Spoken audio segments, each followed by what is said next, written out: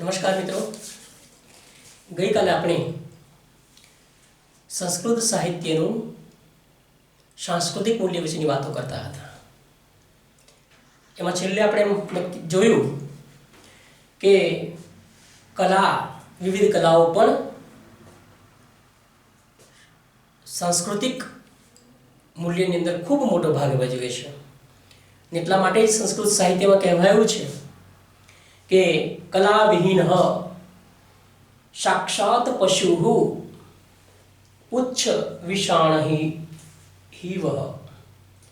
એટલે કે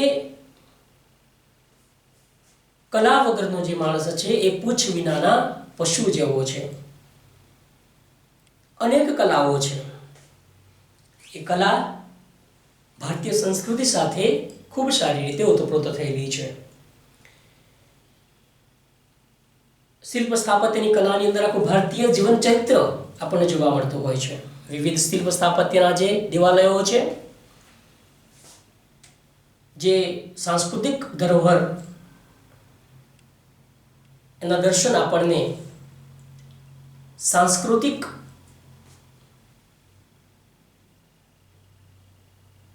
વારસો જે છે એ વારસાના દર્શન આપણને એમાંથી થતા હોય છે. ઉપરાંત તમે જોશો તો દૈનિક જે ક્રિયાઓ છે આપણી, એ દૈનિક ક્રિયાઓની અંદર આપણને સંસ્કૃત જે છે, સંસ્કૃત સાહિત્ય અથવા તો સંસ્કૃત ભાષામાંથી જે આપણને ઉપદેશો મળેલા છે, એ ઉપદેશો આજે પણ આપણે ભારતીય સંસ્કૃતિની અંદર અનુસરી રહ્યા છીએ. જેમ કે પ્રાતઃ સ્મરણ કરીએ, સવારમાં ઉઠીએ, જે દૈનિક જીવનની જે વ્યવસ્થાઓ છે, જે દૈનિક વ્યવહાર છે, જે ધાર્મિક ક્રિયાઓ છે, એ બધી જ ક્રિયાઓ આપણે સંસ્કૃતમાં રચાયેલા સાહિત્ય અથવા સંસ્કૃત ભાષાનો ઉપયોગ કરીને કરતા હોઈએ છીએ.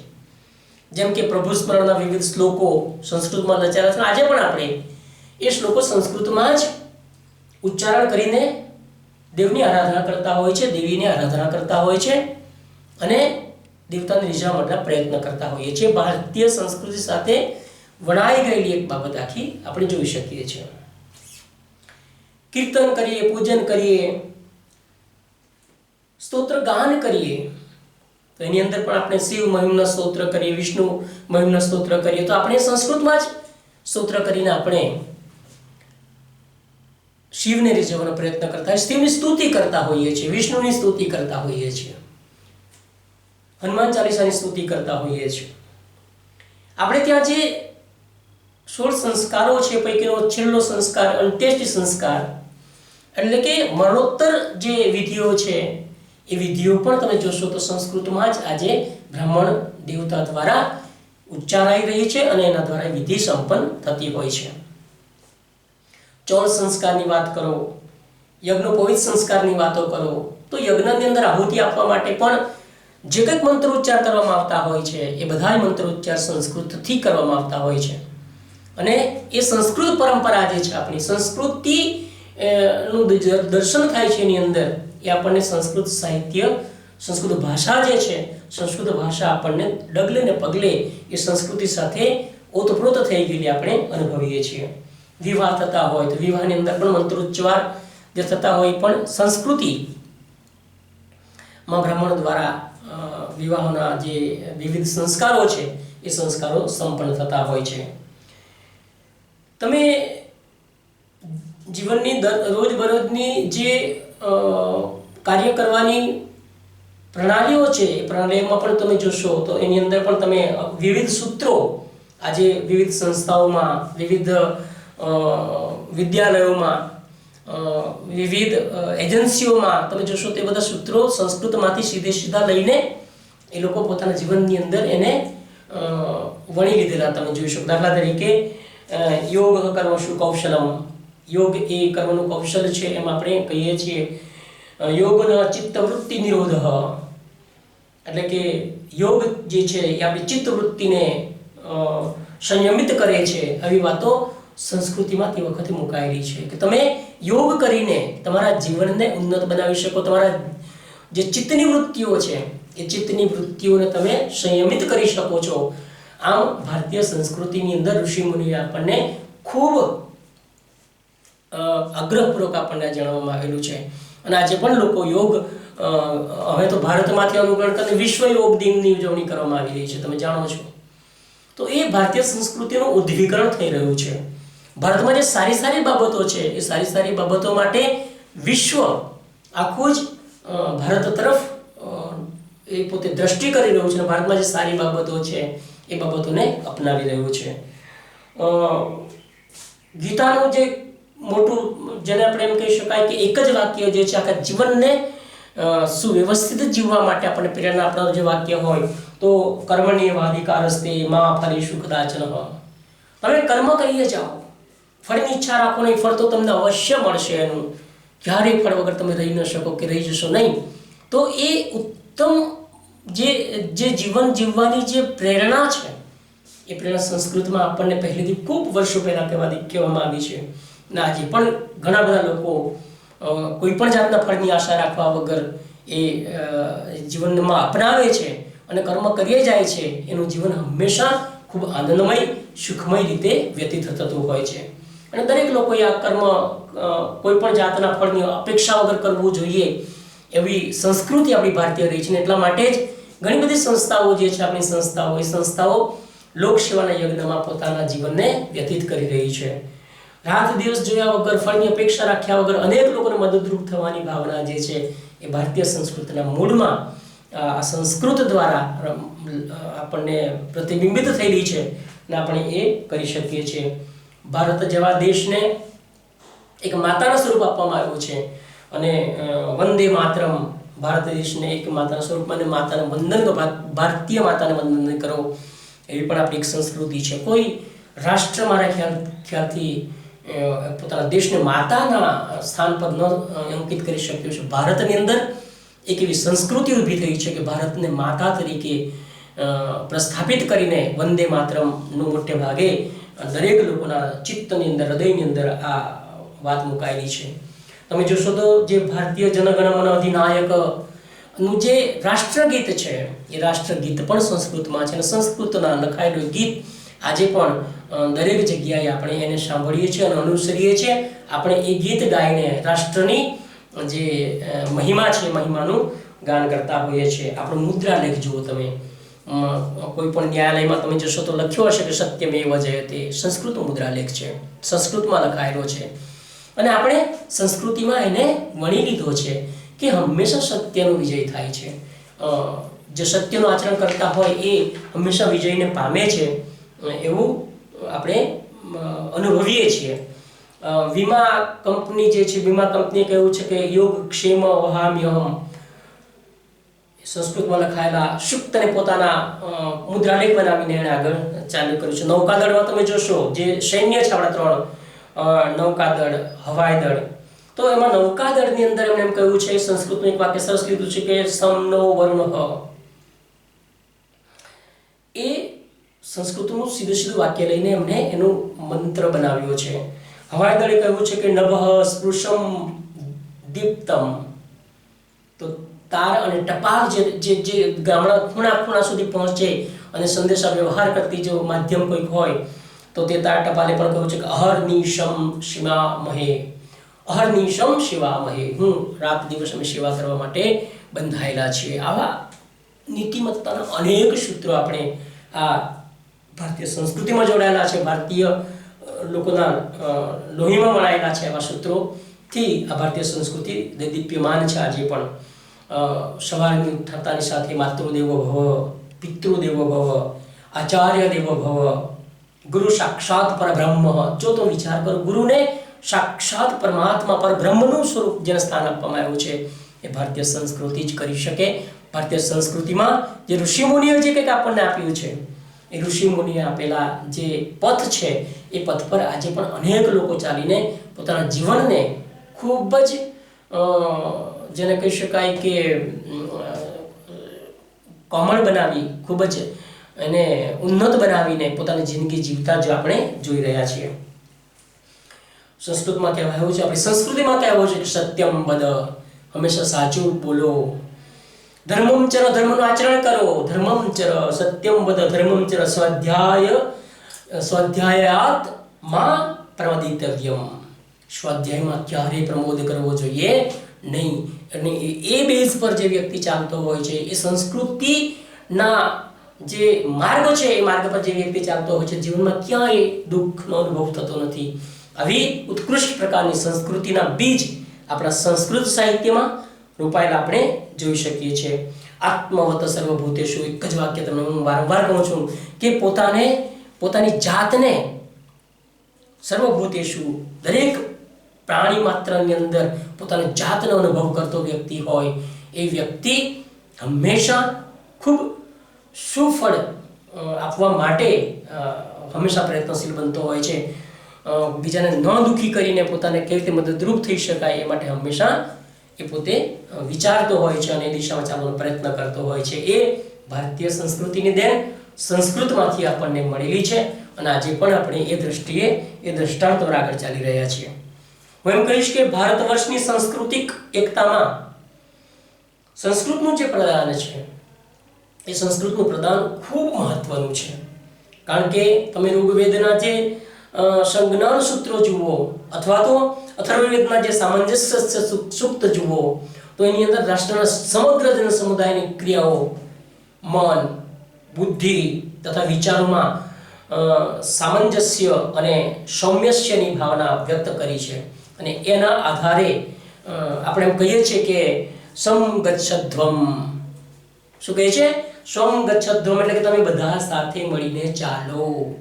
ગચ્છ, બધા સાથે મળીને ચાલો. એકતાની વાત અહીંયા કરવામાં આવી છે કે જ્યાં સુધી બધા સાથે મળીને એકબીજાના વિચારોને સંકલિત કરીને ચાલશે ત્યાં સુધી તમને કોઈ પણ મુશ્કેલી નડશે નહીં. એમ દરેક સંસ્કૃતિની અંદર આપણે ઠૂસીને કહેવામાં આવેલું જોઈ શકીએ છીએ. સમવદધ્વમ, બીજું શું કહે છે? સમવદધ્વમ એટલે કે સાથે મળીને બોલો. સાથે મળીને બોલો એટલે દરેક જણા એક મત પર આવો. તમે એક વિચારને પ્રસ્થાપિત કરો, એક મત માટે સહમત થાઓ અને પછી બોલો. તો જેથી કરીને એમ કહી શકાય કે એક વખત બોલી દીધા પછી પસ્તાવાનો વારો ના આવે, કે આપણે પશ્ચાતાપ ના થાય. જે બોલ્યું છે એનું આચરણ કરવામાં કે મુશ્કેલી ન પડે, જે બોલ્યું છે એ પાડી બતાવી શકાય. એટલા માટે એમણે કહ્યું કે સમવદસ્ત્વમ, તમે બધા સાથે મળીને બોલો. સંવા મનાશી જાતનામ એટલે કે તમારા મનને મળીને બધી વાતો જાણો.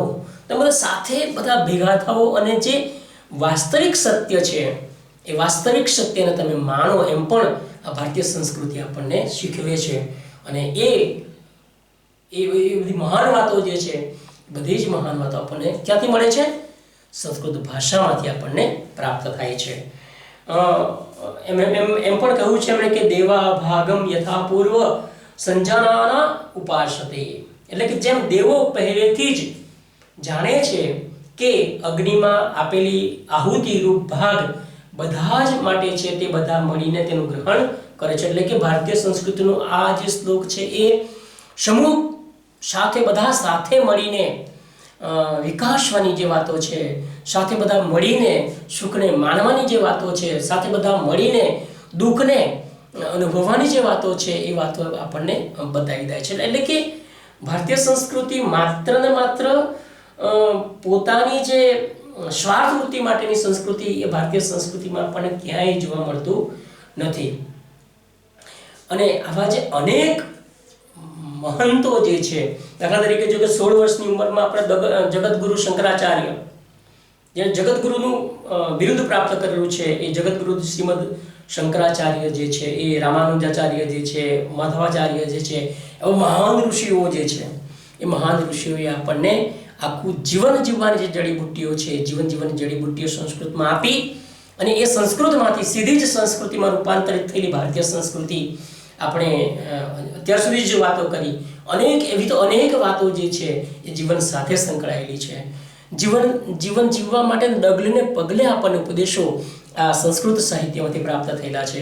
આટલી વાતો કરીને આપણે હવે એક નવા ટોપિક પર, નવા વિષય પર, એટલે કે નવો વિષય ન કહી શકાય પણ એનો સંલગ્ન વિષય જે છે એ વિષયને આપણે જોવાનો પ્રયત્ન કરીએ કે સંસ્કૃત ભાષાનું સાહિત્યિક મહત્વ શું છે.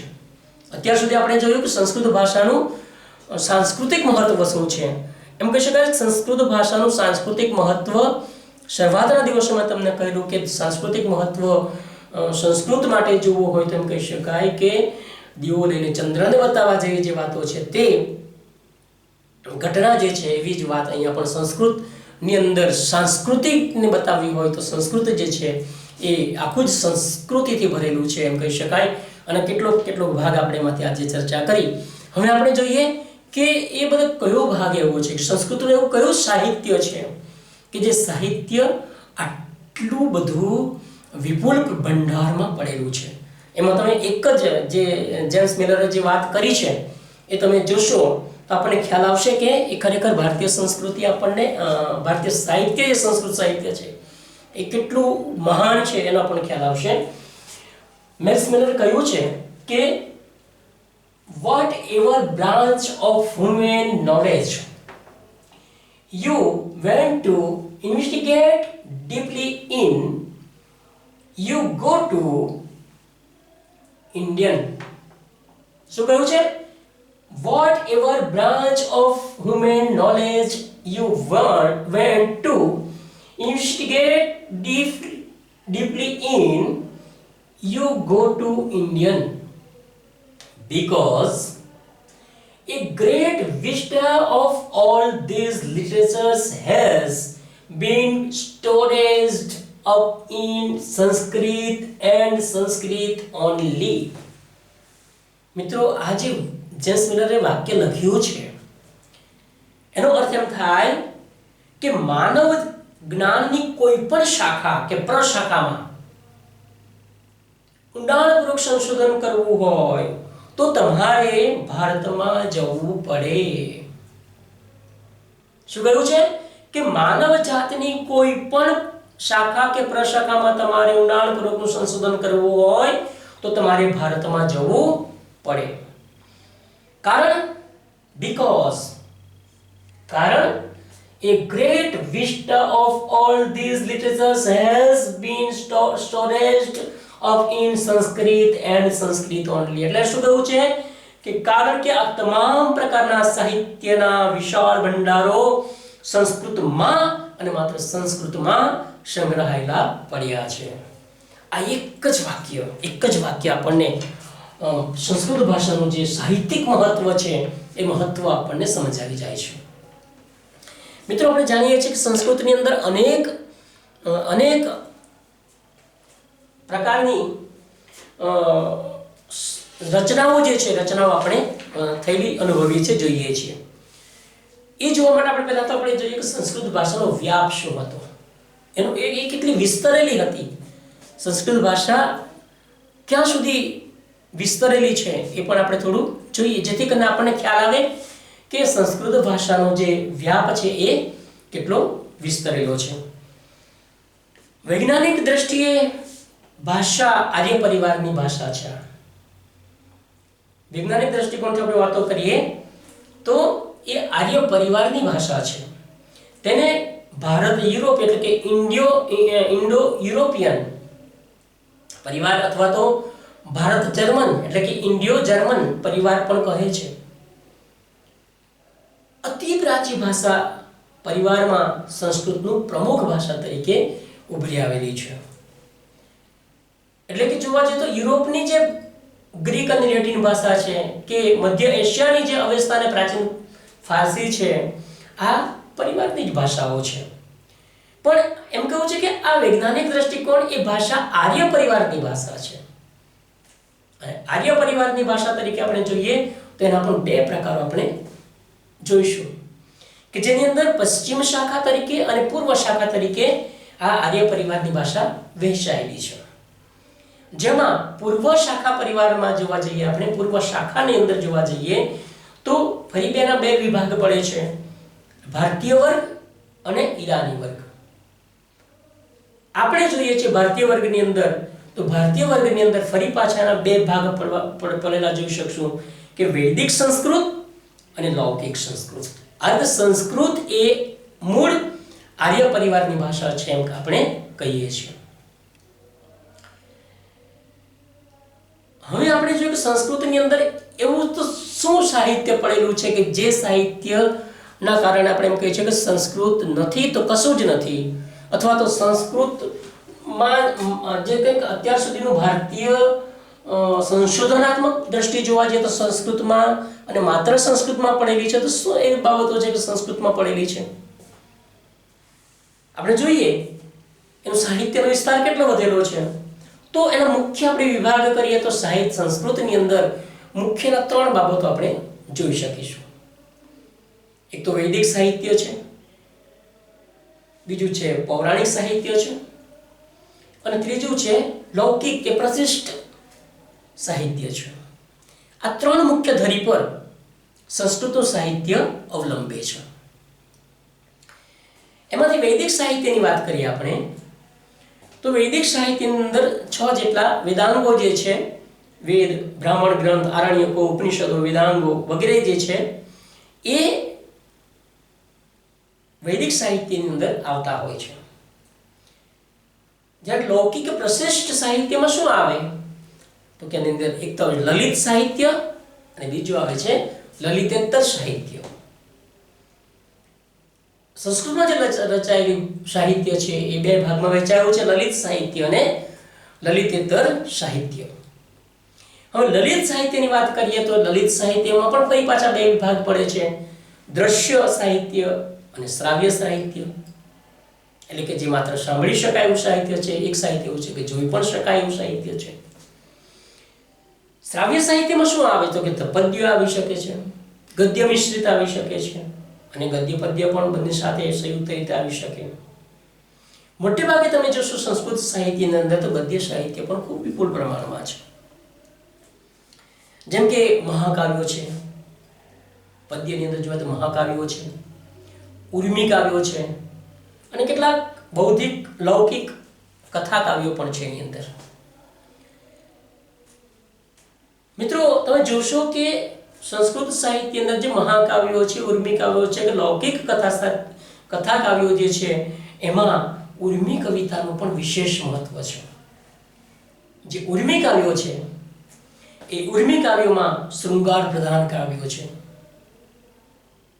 સ્વતંત્ર કાવ્યો પણ એની અંદર છે, મુક્તકો પણ છે. જ્યારે ગદ્ય મિશ્રિત જે કાવ્યો છે એની અંદર તમે જોશો તો કે કેટલાક સળંગ કાવ્યો છે, આખા કાવ્ય આખું જીવન વૃત્તાંતમાં વણાયેલું તમે જોશો.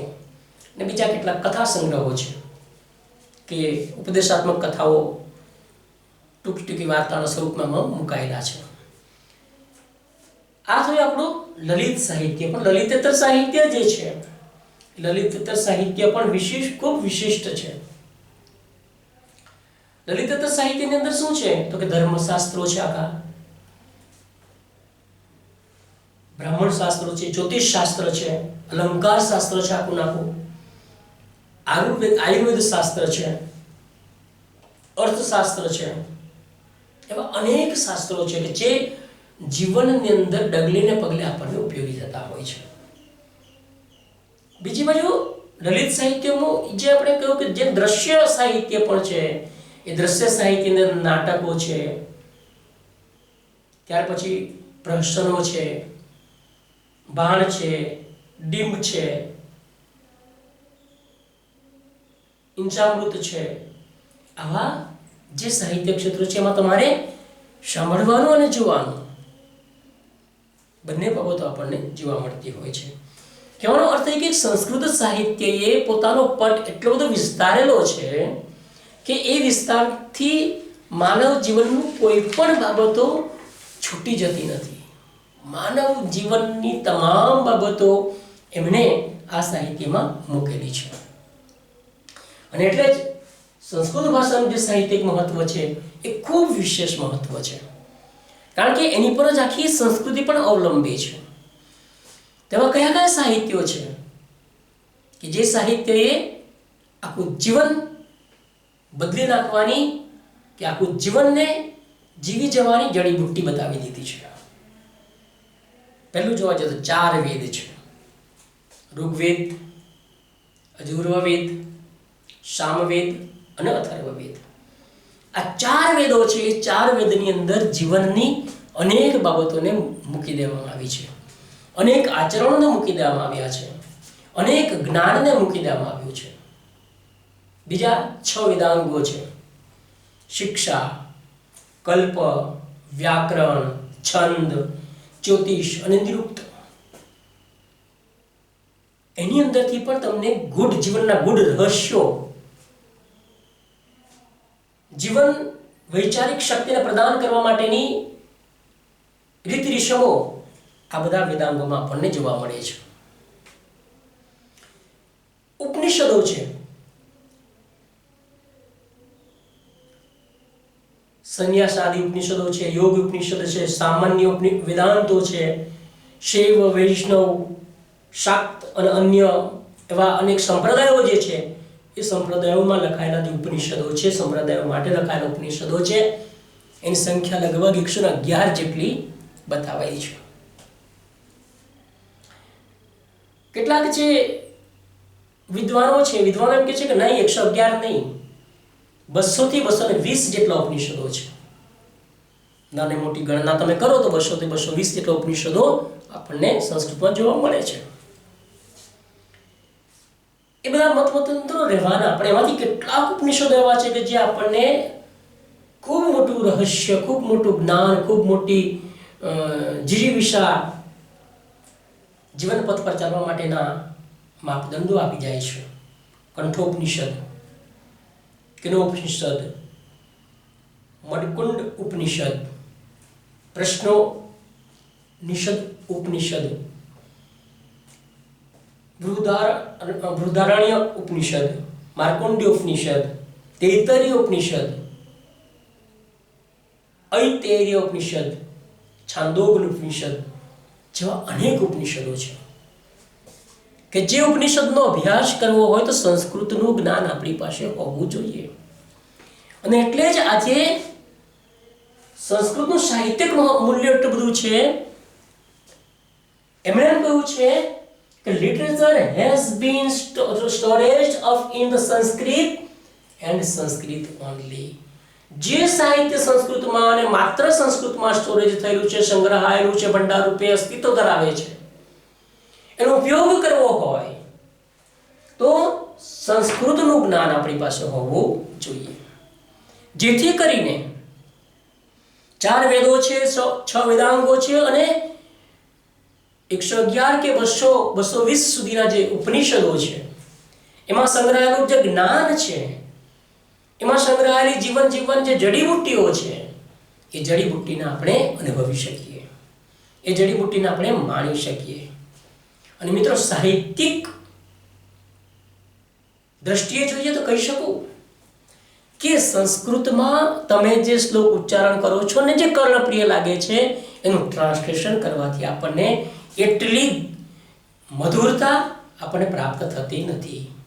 એટલે સંસ્કૃતનું એક આગવું મહત્વ, વિશેષ મહત્વ છે કે શ્લોકો ઉચ્ચારણ થતું હોય પંડિતો દ્વારા અને એમાંથી આપણે ત્યાં જઈને પસાર થઈએ અથવા તો એ શ્લોક માત્રનું શ્રવણ આપણા કર્ણેન્દ્રિય પર થાય તો પણ આપણને એક અનેરા પવિત્ર વાતાવરણની અનુભૂતિ થતી હોય છે.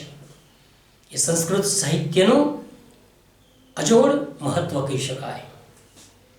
એવા અનેક ઉપનિષદો છે કે જે ઉપનિષદોના આપણને વાંચન કરીએ, એમાં લખાયેલી બાબતોનો અનુભવ કરીએ તો આપણને એમ થાય કે આપણે તો ઘણું બધું જાણવાનું બાકી છે.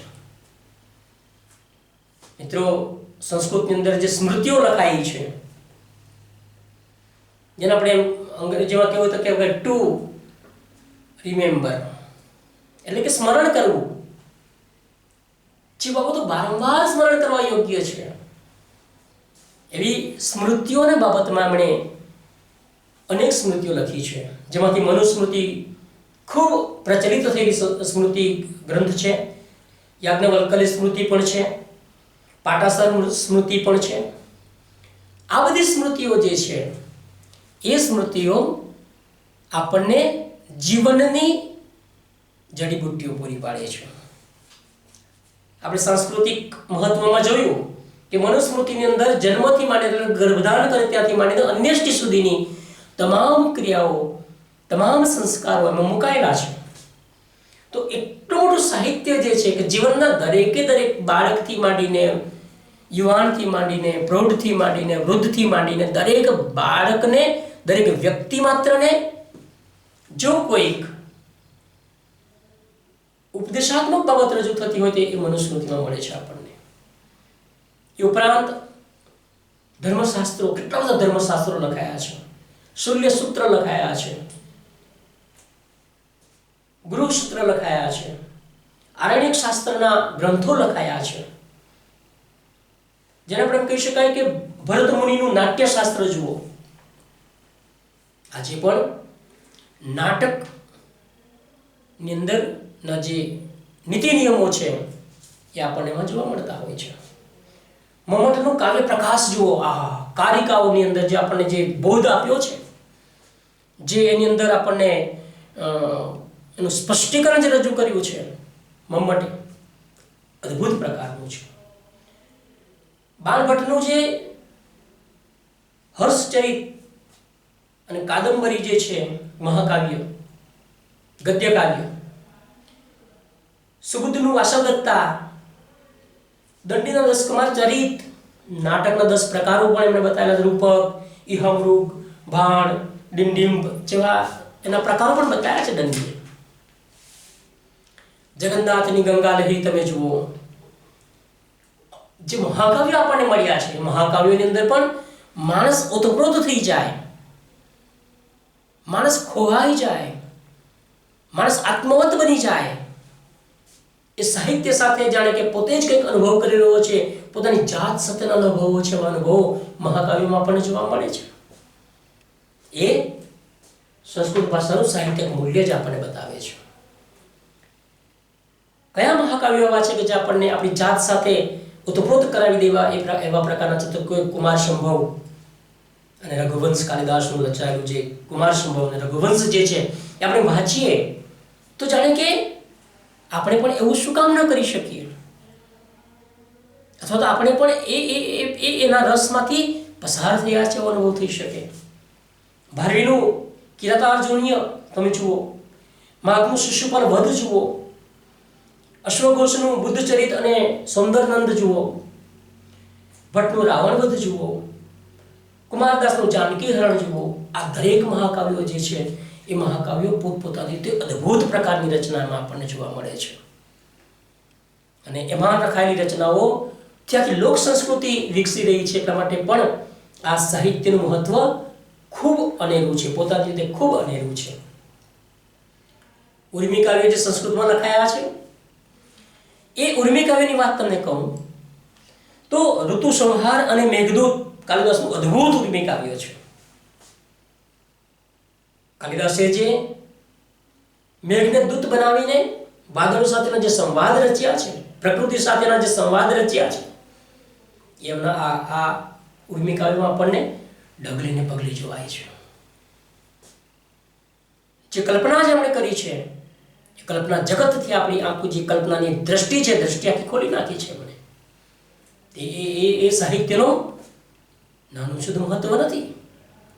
એ વ્યક્તિને વ્યક્તિ બનાવવાથી માંડીને એ પોતાના વ્યક્તિત્વનો, એટલે કે મળેલા માનવ જન્મનો યથાર્થ ઉપયોગ કેવી રીતે કરી શકે, એને કોઈ પણ જાતના ગ્લાનિ વગર કેવી રીતે પ્રસારિત કરી શકે, એ બધી બાબતો આ સાહિત્યમાંથી આપણને મળતી હોય છે. અમૃતનું અમૃત શતક તમે જુઓ, કે બિલહણનું ચૌર પંચાશિકા જુઓ, કે જયદેવનું ગીતા ગોવિંદ જુઓ. મિત્રો, ધાર્મિક સ્તોત્ર પણ જે લખાયા છે સંસ્કૃતમાં, શિવ મહિનો સ્તોત્ર, ભવાન્ય ઉપનિષદ, ભવાન્યષ્ટકમ, ભજ ગોવિંદમ સ્તોત્રમ, આ જે બધા લખાયેલી ધાર્મિક સ્તોત્રો છે એ રોજ બરોજના જીવનની અંદર વ્યક્તિ સાથે ગુંથાઈ ગયેલા છે. એટલે એમ કહી શકાય કે આ સાહિત્ય, સંસ્કૃત સાહિત્ય લોક જીવનમાં ચિરંજીવી બની ગયેલું છે. ઈચ્છે તો પણ એને જીવનથી જુદું પાડી શકતું નથી. અભિન્ન અંગ તરીકે સંસ્કૃતના જે સાહિત્યો રચાયેલા છે એને પોતાના જીવનમાં અપનાવી લીધેલા છે. આજે ઘર ઘરની અંદર સવારમાં અનેક શ્લોકોના સ્તોત્ર ગવાતા હોય છે સંસ્કૃતમાં. એ આખી વાતાવરણને પવિત્ર બનાવી દે છે. આવા અનેક ઉર્મી કાવ્યો, ધાર્મિક સ્તોત્રો લખાયેલા છે, એની સાથે સાથે ઐતિહાસિક કાવ્યો પણ આપણને સંસ્કૃતમાં જોવા મળે છે. વિક્રમાદેવ ચરિતનું જે આખું ઐતિહાસિક બિલવણે લખેલું તમે કાવ્ય જોશો તો વિક્રમાદિત્યના જીવનની આખી ઘટનાઓ જોવા મળશે તમને. રાજત તરંગીણી કલહણે લખેલું છે ઐતિહાસિક કાવ્ય. નીતિ શતક ભર્તૃહરિનું તમે જો તો નીતિ શતક, નીતિ શતકની અંદર વ્યક્તિના જીવનની હકીકતને પ્રદર્શિત કરવામાં આવી છે. એનું શૃંગાર શતક તમે જુઓ ભર્તૃહરિનું વૈરાગ્ય શતક જુઓ. જીવનના સત્યો, જીવનની વાસ્તવિકતાઓ આપણને એમાંથી જોવા મળે છે. સંસ્કૃત સાહિત્યના નાટકનો પણ બહુ વિસ્તૃત સમૃદ્ધ વારસો છે, જેમાંથી એ સમયના લોકો અનેક પ્રકારના બોધાત્મક મનોરંજન મેળવતા હતા. માત્ર મનોરંજન નહીં, પણ બોધાત્મક પોતાની બુદ્ધિનું ઉત્તેજન મળે, પોતાના જીવનને સમૃદ્ધ બનાવી શકે, પોતાના વ્યક્તિત્વને સમૃદ્ધ બનાવી શકે એવા નાટકોની અંદર જે પાત્રો મૂકેલા હતા, એ પાત્રની જે ગરિમા છે એ ગરિમા સંસ્કૃત સાહિત્યના નાટકોમાં પણ જોવા મળે છે. તમે કાલિદાસના નાટક જુઓ, માલવિકા મિત્ર, પછી વિક્રમોર્વિષ્ય, અભિજ્ઞાન શાકુંતલ, ખૂબ મોટા ગજાના નાટ્ય સંગ્રહો છે. વૃચ્છકટિક શુદ્રકનું તમે નાટક જોઈ શકો. મુદ્રા રાક્ષસ વિશાખદત્તનું નાટક તમે વાંચ્યું હશે તો ખ્યાલ હશે. વેણી સંહાર ભટ્ટનારાયણનું તમે નાટક જોયું હશે. ભવભૂતિના જે મહાવીર ચરિત છે, માલવી માધવ છે, ઉત્તરરામ ચરિત છે, ખૂબ જ સાહિત્યની સમૃદ્ધિ આ નાટકોમાં આપણને જોવા મળે છે. આ ઉપરાંત 13 જેટલા નાટકો એવા છે કે જે નાટકો પણ ખૂબ જ ખ્યાતિ પામેલા છે. દૂતવાક્ય, દૂતઘટોત્કચ, મધ્યવ્યાયોગ, ઉરુભંગ, પંચરાત, કર્ણભાર, અભિષેક, પ્રતિભા નાટક, બાળચરિત, પ્રતિજ્ઞા, યુગધારણ, સ્વપ્ન વાસોદત્તા, ચારુદત્ત, અવિમારક જેવા નાટકો છે.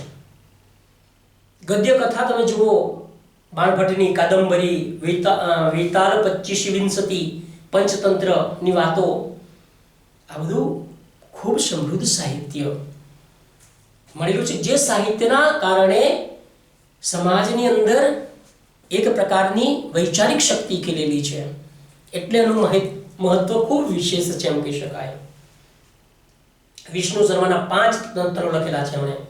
મિત્રભેદ, મિત્ર સંપ્રાપ્તિ, લબ્ધ પ્રયાસ, અપરીક્ષિત ફારક, કાકોલુકીય જેવા 5 તંત્રો લખ્યા છે કે જેમાં પશુ પંખીઓના પાત્ર બનાવીને એમની પાસેથી સંવાદો બોલાવેલા છે, જેમાંથી બોધ કથાઓ મૂકવામાં આવી છે, જેમાંથી આપણને માણસને બોધ પૂરો પાડવામાં આવ્યો છે. તો ચાણક્યનું અર્થશાસ્ત્ર, સમગ્ર વ્યવસ્થાને શું આયોજિત બનાવી હતું, શું કરવું, એ સરસ મજાની વાતો ચાણક્યએ પણ અર્થશાસ્ત્રમાં લખી છે. વાત્સ્યાયનનું કામશાસ્ત્ર તમે જુઓ, કોઈ પણ એવો કોઈ વિભાગ બાકી ના રહ્યો હોય સંસ્કૃત સાહિત્યમાં તમે જોશો તો દરેકે દરેક ક્ષેત્રને એમણે સ્પર્શી લીધું છે. અને એ કામશાસ્ત્રની અંદર પણ વ્યક્તિના જે આવેગો છે એ આવેગોની નિરૂપણ શક્તિ પ્રદર્શિત થઈ છે. ત્યાં ભારતીય સંસ્કૃતિના જે મહાન ગ્રંથો કહી શકાય, જેને 2 મહાન સ્તંભ કહી શકાય, આજે પણ એટલું જ જીવંત એ મહાન સ્તંભો પોતાનું અસ્તિત્વ ટકાવી રાખ્યા છે. રામાયણ અને મહાભારત. અને એ મહાભારતમાંથી એક અલગ ગ્રંથ તરીકે નિર્માણ પામેલું છે શ્રીમદ ભાગવત ગીતા. એમણે તો સર્વોપરી શિખરો સર કરી દીધા છે. એનો એક શ્લોક લખતા સંસ્કૃત સાહિત્યમાં એમ કહેવાયું છે, સર્વ ઉપનિષદો ગાવો, બધા જ ઉપનિષદો જે છે તે ગાય છે. દુગ્ધઃ ગોપાલનંદનમ, અને દૂધ દોહનારા જે છે, દૂધ કાઢનારા જે છે તે કોણ છે? ગોપાલનંદન. ગોપાલનંદન એટલે શ્રી કૃષ્ણ. બધા જ ઉપનિષદો એ ગાય છે, અને એ ગાયનું દૂધ દોહનારા જે છે તે કૃષ્ણ ભગવાન છે. પાર્થો વત્સ સુધી ભોક્તા, અને પાર્થ જે છે એ બુદ્ધિશાળી લોકો જે પાન કરે છે એ પ્રકારના પાન કરનાર છે. અને દુગ્ધમ ગીતામૃતમ સમૃત, અને દૂધ શું છે? તો કે ગીતાનું અમૃત, ગીતામય રૂપે જે પ્રાપ્ત થયેલું અમૃત જે છે એ દૂધ છે. વિચાર કરો તમે કે આ એક ગ્રંથની અંદર જીવનની આખી જ ફિલોસોફી મૂકવામાં આવી છે, જેનું ડગલેને પગલે આજે કોર્ટ કચેરીની અંદર જેના પર સોગંદ લેવામાં આવતા હોય છે. તો એ સંસ્કૃત સાહિત્યનો મહિમા કેટલો વિશાળ છે એના દર્શન આપણને થાય છે. જેમાં વત્સ, પાર્થો વત્સ, અર્જુનને એક વાછરડાનું રૂપ આપવામાં આવ્યું છે કે જેમ વાછરડો ગાયનું દૂધપાન કરતો હોય છે, તેમ અર્જુન પણ કૃષ્ણ ભગવાન દ્વારા દોહાયેલા જે આ જે ઉપનિષદ રૂપી ગાય છે એનું દોહન કરનાર કૃષ્ણ પોતે છે, ને એનું દૂધ પીવે છે. કોણ? વાછરડા તરીકે અર્જુન પોતે દૂધ પી રહ્યો છે, એવી કલ્પના આ શ્લોકમાં કરવામાં આવી છે. ઉપરાંત સંસ્કૃત સાહિત્યની અંદર જે 18 પુરાણો લખાયા છે, એ 18 પુરાણો જે લખાયા છે, 18 પુરાણો પણ પોતપોતાની જગ્યા પર ખૂબ મોટું પોતાનું અસ્તિત્વ ટકાવી રહ્યા છે. જેમ કે મત્સ્ય પુરાણ, કુર્મ પુરાણ, વરાહ પુરાણ, ગરુડ પુરાણ, શિવ પુરાણ જેને વાયુ પુરાણ પણ કહીએ છીએ આપણે, વિષ્ણુ પુરાણ, ભવિષ્ય પુરાણ, લિંગ પુરાણ, વામન પુરાણ, ભાગવત પુરાણ, બ્રહ્મ પુરાણ, પદ્મ પુરાણ, નારદ પુરાણ, માર્કંડેય પુરાણ, અગ્નિ પુરાણ, બ્રહ્મ વૈવત્ત પુરાણ, સ્કંદ પુરાણ અને બ્રહ્માંડ પુરાણ. આ જે 18 પુરાણો છે, એ 18 પુરાણોની અંદર સમગ્ર સૃષ્ટિની વાતો આવી જાય છે. અને જે પૈકીનું ખૂબ જ લોકપ્રિય બનેલું ભાગવત પુરાણ જે છે, આજે પણ એમ કહી શકાય કે જે વ્યક્તિ મૃત્યુની ગતામાં ધકેલાઈ રહ્યો હોય એ વ્યક્તિ જો આજે પણ ભાગવત પુરાણનું શ્રવણ કરી જાય તો પોતાનું જીવનને ધન્ય બનાવી શકે છે. જે ભાગવત પુરાણના પ્રતાપે જ અનેક લોકોના ઉદ્ધારો થયા છે. એમાંનું ગરુડ પુરાણ જે છે, એ ગરુડ પુરાણ વ્યક્તિ મૃત્યુ પામે ત્યાર પછી એના આત્માની શાંતિ માટે ગવાતું પુરાણ છે. એમાં દરેક પુરાણનું પોતપોતાનું અનેરું મહત્વ દર્શાવાયું છે. આ સંસ્કૃત સાહિત્યનું અનેરું મહત્વ આપણને બતાવે છે. સંસ્કૃત સાહિત્યમાં લખાયેલા સુભાષિતો, મિત્રો તમે અનુભવ્યું હશે કે સંસ્કૃત સાહિત્યમાં લખાયેલા સુભાષિતો જે છે એ એક કણિકા એક જીવનનું ભાથું આપણને પૂરું પાડતું હોય છે. આખું જીવન એક કણિકાના સ્પર્શથી જીવી જઈએ તો ખૂબ જ ઉન્નત જીવન જીવી શકાય એવી કણિકાઓ, એવા સુભાષિતો સંસ્કૃત સાહિત્યમાં ઉચ્ચ કોટીના સુભાષિતો આપણને પ્રાપ્ત થાય છે. આ સમગ્ર સાહિત્યિક રચના પર દ્રષ્ટિ કરતા આપણને એમ થાય છે કે જે સંસ્કૃત સાહિત્યમાં છે તે બધે જ છે. જે સંસ્કૃત સાહિત્યમાં છે તે બધે જ છે, પણ જે સંસ્કૃત સાહિત્યમાં નથી તે ક્યાંય નથી. ફરી કહું તમને હું, જે સંસ્કૃત સાહિત્યમાં છે તે બધે જ છે, પણ જે ક્યાંય નથી